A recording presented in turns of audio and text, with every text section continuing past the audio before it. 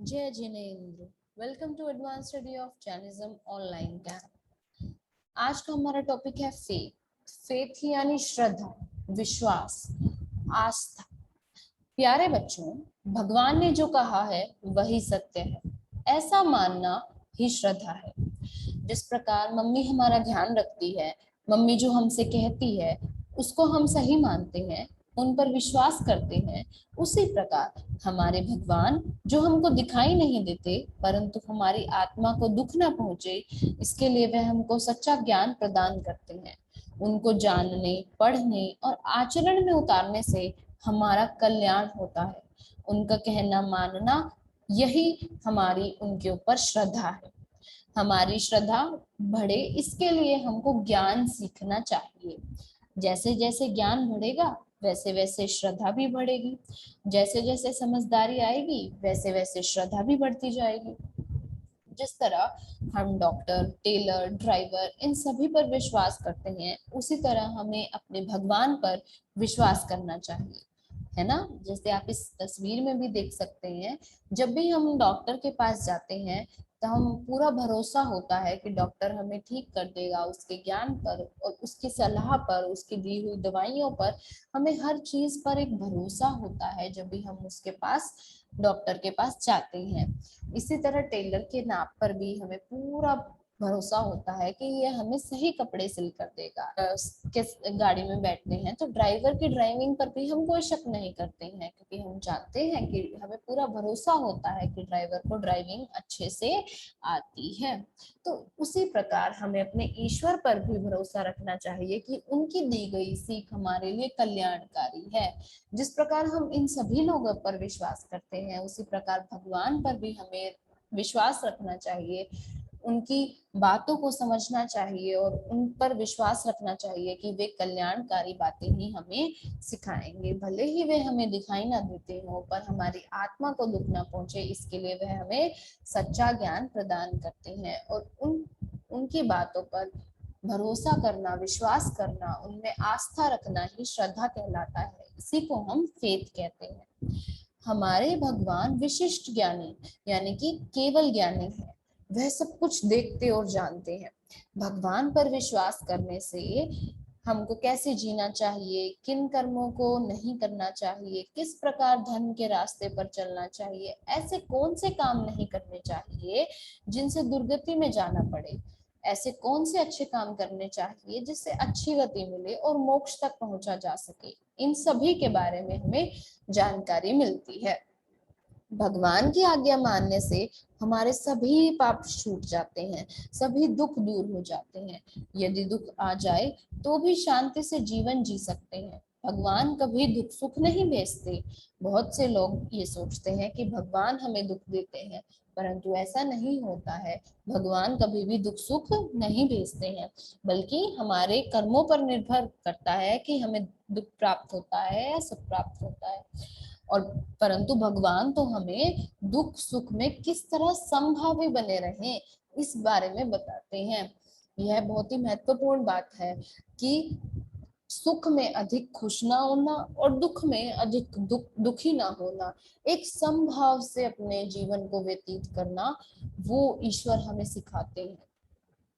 हमें अपना समय बेकार बर्बाद ना करके श्रद्धावान बनना चाहिए, प्रभु में आस्था रखनी चाहिए। श्रद्धा का रंग ही अपने साथ पर भव में भी जाता है। श्रद्धा ही है जो इस भव में, इस मानव भव में हमारी आत्मा का, हमारा कल्याण कर सकती है। तो प्रभु में श्रद्धा रखें, विश्वास रखें, धर्म की शक्ति में विश्वास रखें। श्रद्धा ही मोक्ष का दरवाजा है। अशाता में, दुख में धर्म की श्रद्धा बढ़ाओ। धर्म से ही सुख, धर्म बिना मिले दुख। धर्म की गोद, धर्म बिना निगोद। धर्म है आहार, धर्म ही आधार। धर्म मेरा प्राण, धर्म मेरा श्वास। आगे है फेस्टिवल। फेस्टिवल यानी त्योहार, पर्व। पर्व यानी गांठ, गन्ने। आपने देखे होंगे गन्ने, तो गन्ने के बीच में जो गांठ होती है उसे पर्व कहते हैं। इस पर्व में रस बहुत होता है, वह बहुत मीठा लगता है। उसी तरह जैन को किसी भी पर्व में बहुत खुशी मिलती है, बहुत अच्छा लगता है। दुनिया के अन्य लोग अच्छे दिन को त्योहार कहते हैं ना, त्योहार है, तीज का त्योहार आने वाला है अभी, ऐसे तो त्योहार होते हैं। जबकि जैन उसे पर्व कहते हैं, क्योंकि पर्व में मिठास अधिक होने से आनंद भी बहुत अधिक होता है। पर्व दो प्रकार के होते हैं, एक लौकिक पर्व और दूसरे लोकोत्तर पर्व। लौकिक पर्व कौन से होते हैं? जैन त्योहारों के अतिरिक्त अन्य धर्मों के त्योहारों को लौकिक कहते हैं। तो वो त्योहार लौकिक होते हैं जो जैन धर्म के त्योहार नहीं होते हैं। लोकोत्तर पर्व वो होते हैं जो जैन धर्म के त्योहार होते हैं, उन्हें हम लोकोत्तर पर्व कहते हैं। जैन पद्धति से दिवाली मनाता जैन परिवार हम देख सकते हैं किस तरीके से ये सामायिक के वस्त्रों में है, और ये नवकार मंत्र हमारे नमस्कार सूत्र का ये है, जप करते हुए नजर आ रहे हैं। आगे हम देखते हैं कुछ जैनों के पर्व के बारे में और कुछ अजैनों के पर्व के त्योहारों, अजैनों के त्योहारों के बारे में। तो जैनों के पर्व, जैनों के पर्व में हम क्या करते हैं? पर्व जो होता है उसमें हम तप करते हैं, त्याग करते हैं और सादगी से अपने पर्व को मनाते हैं। इन दिनों में हम हरी सब्जियां आदि का त्याग कर देते हैं।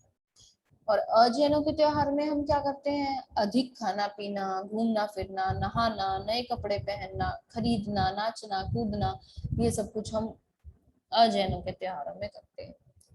जैनों के मुख्य पर्व कौन से होते हैं? संवत्सरी महापर्व होता है, पर्युषण, चौमासी चौदस, पाक्षिक चौदस, ज्ञान पंचम, आठम, महावीर जन्म कल्याणक दिवस व निर्वाण कल्याणक दिवस, यह सभी जैनों के त्योहार हैं। और अजैनों के त्योहार जैसे नवरात्रे हैं, होली है, धुलंडी है, भाई दूज, हरियाली तीज, गणेश चतुर्थी, नाग पंचमी, लाभ पांचम, राधा छठ, शीतला सप्तमी, जन्माष्टमी, रामनवमी, दशहरा, धनतेरस, महाशिवरात्रि, काली चौदस, रक्षाबंधन, शरद पूनम, व्रत एकादशी, वामन द्वादशी, 31 दिसंबर यानी कि एंड ऑफ द ईयर, और क्रिसमस जो हम 25 दिसंबर को मनाते हैं, ये सब अजैनों के त्योहार हैं, ये हमारे त्योहार नहीं है। पर्व भूतकाल में मनाए जाते थे, वर्तमान में मनाए जाते हैं और भविष्य में मनाए जाएंगे। और जो अजैनों के त्योहार हैं वो कुछ मनाए जाते हैं और कुछ नहीं मनाए जाते। केवली, गणधर, आचार्य, उपाध्याय, साधु, साध्वी, श्रावक, श्राविका तथा देव भी मानते हैं, मात्र सामान्य लोग अथवा देव मानते हैं। जैनों के पर्व में धन खर्च नहीं होता और अजैनों के त्योहार में धन का बहुत अधिक खर्चा होता है। जैनों के पर्व में कर्म की निर्जरा होती है, पुण्य का बंध होता है। हमने देखा कि जैनों के पर्व में हम क्या करते हैं? तप करते हैं, त्याग करते हैं, सादगी पूर्ण जीवन को हम उस दिन मतलब पर्व के दिन व्यतीत करते हैं। संवत्सरी के दिन हम क्षमा याचना करते हैं, तो हम अपने जीवन को कल्याण की ओर ले जाते हैं। हमें पुण्य का बंध होता है, कर्म की निर्जरा होती है। अपितु ऑन द अदर साइड जैनों के त्योहार पर पाप कर्म का बंध होता है, हम पाप कमाते हैं।